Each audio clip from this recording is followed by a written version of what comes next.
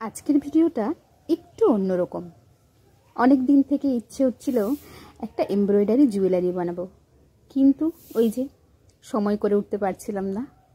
আজকে একটু সময় পেয়েছি, আর কয়েকটা দিন পরেই তো দুর্গাপূজা। চলো বানিয়ে ফেলি।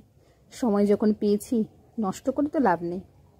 আমার কাছে না কালো রঙের কোনো ফেব্রিক ছিলই না, তাই আমি কি করেছি বলো তো, এই হলুদ রঙের একটা ফেব্রিকের উপর কালো রঙ করে নিয়েছি। বেশটা আমি তৈরি করে নিয়েছি, তারপর ওই বেশটার উপর কয়েকটা পছন্দ মতো ফুল পাতাও এঁকে নিয়েছি। এরপর আর কি বিভিন্ন কালারের সুতো দিয়ে ওই ফুল পাতাগুলোকে ভরাট করে ফেলবো। এরকম জুয়েলারি মাঝে মধ্যেই বানাতে আমার ভীষণ ভালো লাগে।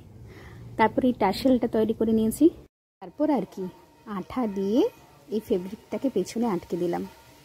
আর আমার কাছে জানো তো কয়েকটা ঝুমকোও ছিল, এই জুয়েলারিটাতে আটকে দিয়েছি। নিজের জন্য যেহেতু বানাচ্ছি তাই যেমনই হোক কাজ চালিয়ে নেব। আর সবচেয়ে পছন্দের যেটা এই হেয়ার স্টিকটা, অনেকে একে খোপার কাটাও বলে থাকে। এটা কিন্তু আমার ভীষণ শখের জিনিস।